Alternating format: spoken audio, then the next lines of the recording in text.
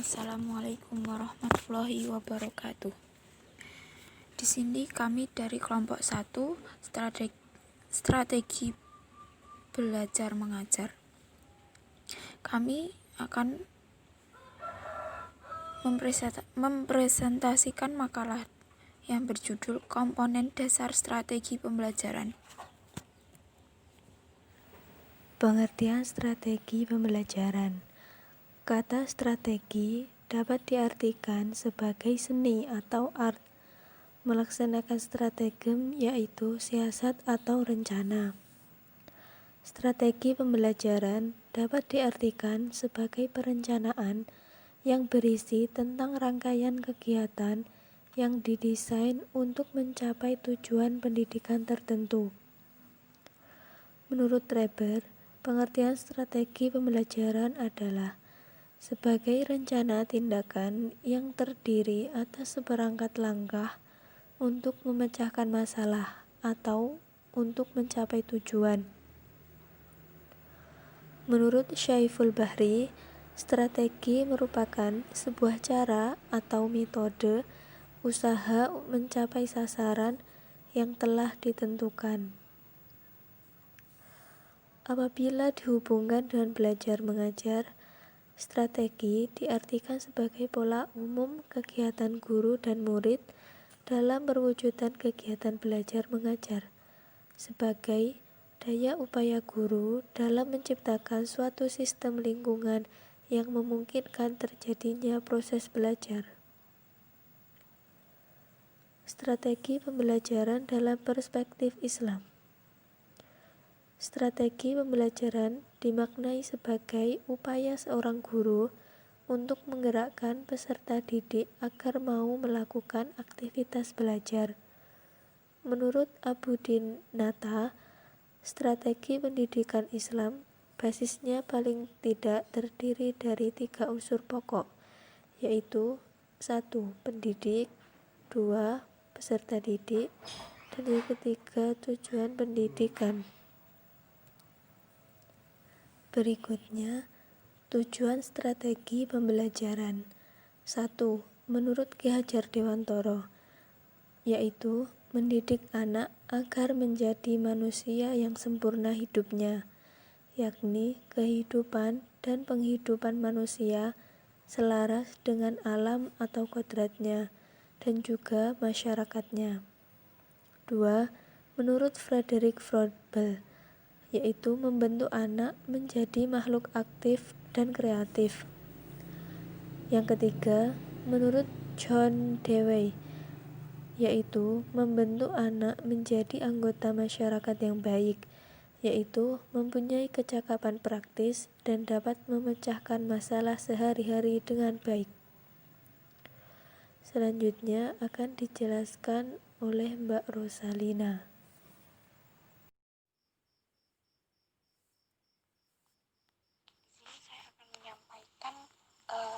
Terkait prinsip-prinsip dasar konsep belajar mengajar. Ada banyak sekali pendapat terkait prinsip belajar dan juga mengajar. Namun dalam kesempatan ini hanya beberapa yang kita up dari pendapat-pendapat para ahli. Contohnya di prinsip belajar, kita meng-up dari pendapat dari Muhammad Ali, di mana menurut beliau prinsip-prinsip belajar itu ada 4. Yang pertama adalah proses belajar kompleks namun terorganisir. Kompleks namun terorganisir. Dari segi kesiapan materi itu padat, penuh, lengkap, dan juga terorganisir secara penyampaiannya, secara strateginya, secara konsepnya. Terus yang kedua, motivasi sangat penting dalam belajar. Jadi motivasi untuk siswa-siswa yang ada itu sangat penting, karena bila mana sebuah pekerjaan, sebuah kegiatan itu dilandasi oleh motivasi yang tinggi, motivasi yang baik, berending pada sesuatu yang dapat dikatakan maksimal dan juga pun baik. Yang ketiga, belajar berlangsung dari yang sederhana meningkat pada yang kompleks.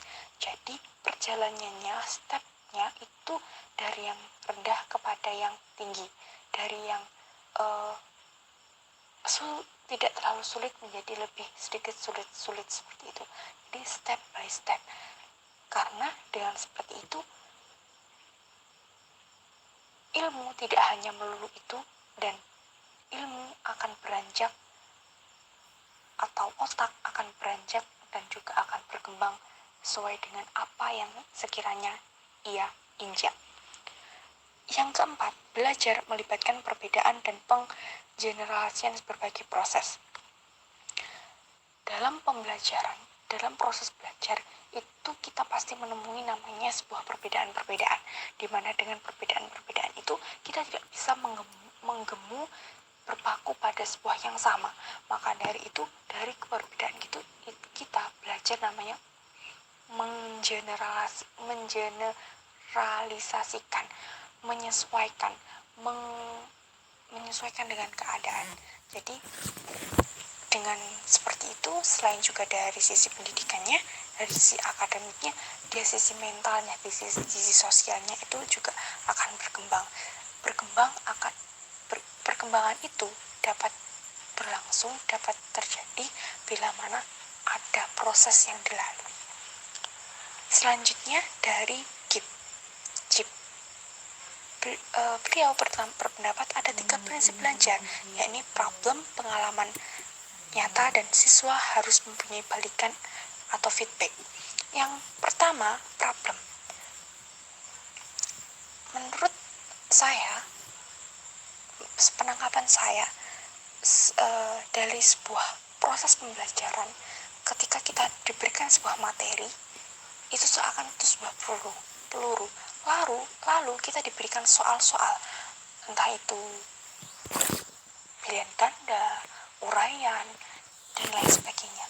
Soal-soal itulah medan tempur kita.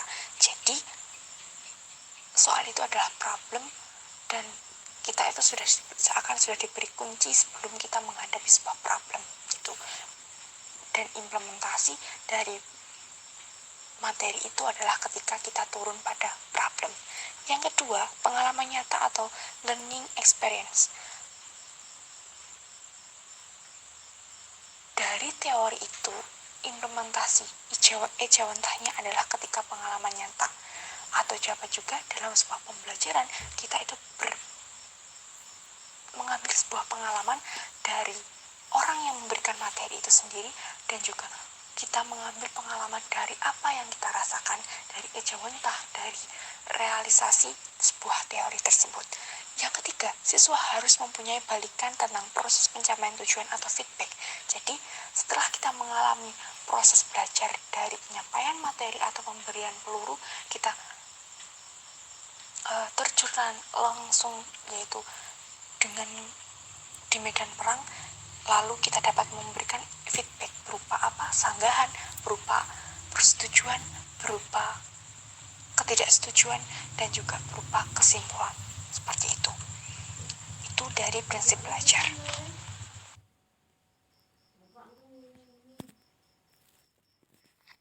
Sedang prinsip mengajar, di makalah kami meng-up dari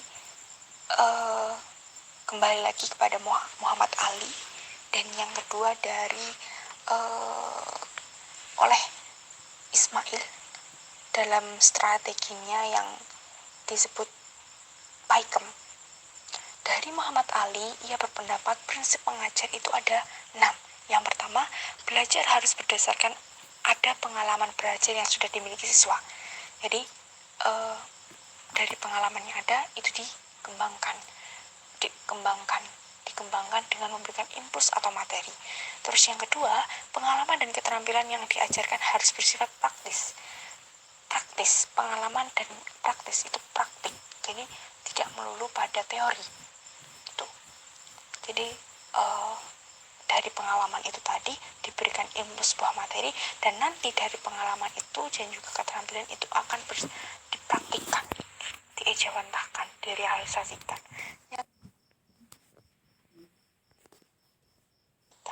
Yang ketiga, mengajar harus memperhatikan perbedaan individu setiap siswa. Jadi, guru itu selain juga memberikan teori, mendampingi dari segi praktisnya, juga harus memperhatikan individu dari setiap siswanya, peserta didiknya tidak bisa dipukul secara rata, karena setiap individu itu memiliki sisi, namanya sisi yang berbeda-beda. Terus yang keempat, kesiapan atau readiness belajar sangat penting jadikan landasan mengajar. Bila mana materi, kesiapan mendampingi, dan juga dari mengenal individu setiap siswa, kita dapat tahu bahwa siswa itu siap atau belum untuk menerima materi ini, menerima pengarahan seperti ini. Terus yang kelima, tujuan pengajaran harus diketahui oleh siswa. Jadi dari serangkaian proses belajar mengajar itu, siswa itu harus tahu sejatinya tujuan dari proses ini itu apa. Apakah hanya sekedar menjadikan pintar, atau membangun juga sebuah karakter, membangun juga sebuah mental, atau yang lainnya. Yang terakhir yaitu mengajar harus mengetahui prinsip psikologis belajar. Jadi kenapa mengajar harus memperhatikan perbedaan itu? Karena selain dari segi sifatnya yang berbeda, ininya ini terhubung pada psikisnya. Jadi setiap orang itu memiliki beda karakter, beda sifat, dan juga pastinya memiliki dari sisi psikisnya juga berbeda. Jadi dengan memperhatikan perbedaan individu, kita dapat mengetahui prinsip psikologis belajar, baik itu psikologis yang mengajar, juga psikologis yang diajar atau siswa. Selanjutnya dari Ismail, dalam strategi pembelajaran PAIKM, pembelajaran aktif, inovatif, kreatif, dan menyenangkan yang ia canangkan, di mana terjelaskan itu ada 8. Yang pertama, memahami sifat peserta didik, hampir sama. Mengenal peserta didik secara perorangan, sama. Kedua hal ini hampir sama. Yang ketiga, memanfaatkan perilaku peserta didik dalam organisasi belajar, dimana karena setiap individu itu kan berbeda-beda, dengan cara pengorganisasian belajar yang berbeda-beda, dengan cara pemahaman materi dengan cara yang berbeda-beda. Maka setelah kita mengenalnya, kita dapat memanfaatkan situasi ini untuk menunjang keberhasilan proses belajar dan mengajar ini. Yang keempat, mengembangkan kemampuan berpikir kritis, kreatif, dan mampu memecahkan masalah. Jadi setelah kita mengetahui peserta didik apa, kita mengetahui kelebihan kekurangannya, kita bisa memanfaatkan dari apa yang sekiranya apa yang ada dalam dirinya.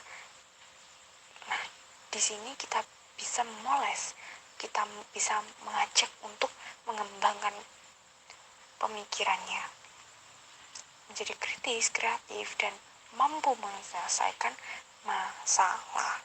Yang kelima, menciptakan ruangan kelas sebagai lingkungan belajar yang menarik. Jadi, ketika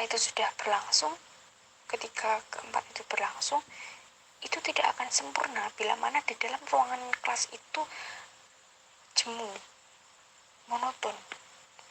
Jadi, dihubungkan dengan yang keenam, memanfaatkan lingkungan sebagai tempat belajar yang baik di sisi fisik, sosial, dan budaya. Jadi lingkungan kelasnya, lingkungan belajarnya itu harus menarik, baik dari sisi fisiknya, sosialnya, budayanya. Jadi kalau fisik itu dari sisi dekorasinya mungkin, dari sosialnya, mentalnya itu, budayanya itu akan meningkatkan juga motivasi belajarnya seperti itu.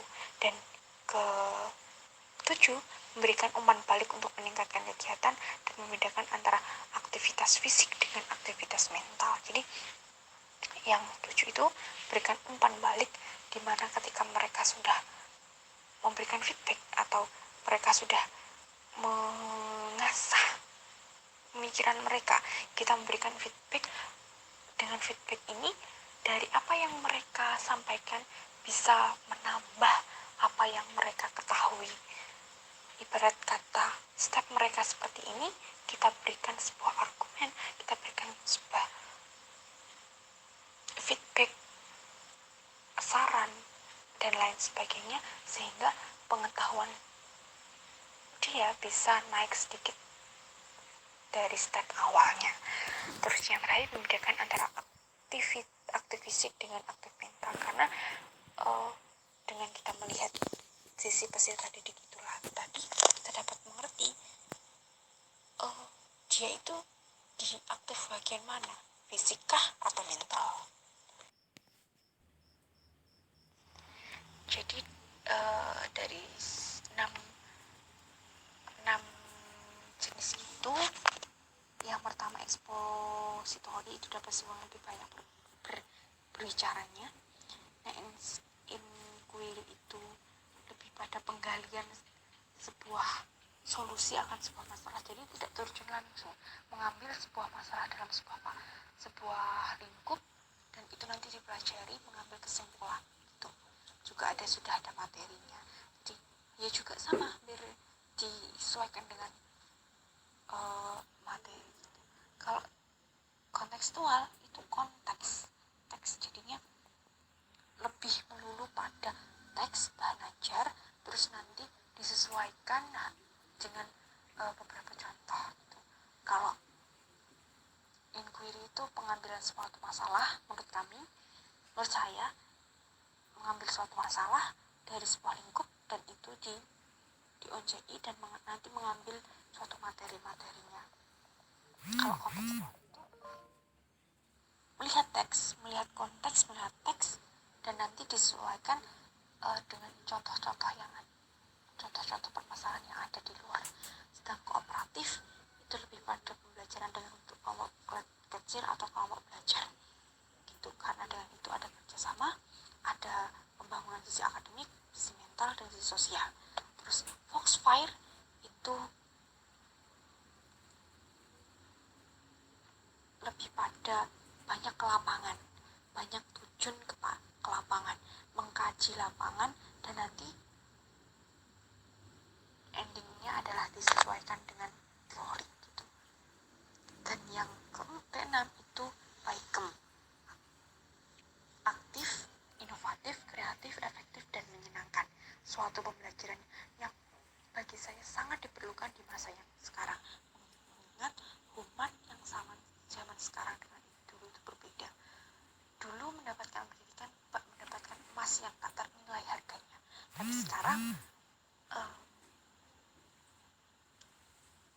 senang, namun banyak juga yang sedikit mengabaikan, sedikit dengan segala kemudahan menyepelekan, dan akhirnya terbuai akan sebuah kenyamanan seperti itu. Sisi simpel dari jenis-jenis strategi seperti itu. Bila mana ada kurang, bila mana penyampaian saya salah, mohon ditambahi, mohon dijelaskan dengan sebenar-benarnya. Dan kemudian adalah poin terakhir, yaitu komponen strategi pembelajaran. Di dalam pembelajaran akan terdapat komponen-komponen sebagai berikut. Komponen tersebut ada 5. Yang pertama adalah komponen tujuan. Komponen tujuan itu meliputi tujuan pendidikan nasional, tujuan institusional, tujuan kurikuler, tujuan instruksional, umum dan khusus. Dan kedua adalah komponen materi pembelajaran. Materi pembelajaran sebagai isi kurikulum, kategori bahan pembelajaran, dan teknik pemilihan bahan ajar. 3. Komponen strategi. Konsep strategi pembelajaran, cara memilih strategi pembelajaran, faktor-faktor yang mempengaruhi pemilihan strategi pembelajaran, dan beberapa contoh strategi pembelajaran. 4. yaitu komponen media pembelajaran. Konsep media pembelajaran, kedudukan media dan pembelajaran, fungsi media pembelajaran, dan klarifikasi media pembelajaran. Dan nomor 5, komponen evaluasi pembelajaran, yang membahas tentang konsep dasar evaluasi, pengukuran, penilaian, dan tes, kriteria evaluasi pembelajaran, syarat-syarat perumusan evaluasi pembelajaran, tujuan evaluasi, dan prinsip-prinsip umum evaluasi pembelajaran. Itu tadi adalah makalah dari kelompok 1. Jika ada kurang lebihnya mohon maaf. Akhiran, wassalamualaikum warahmatullahi wabarakatuh.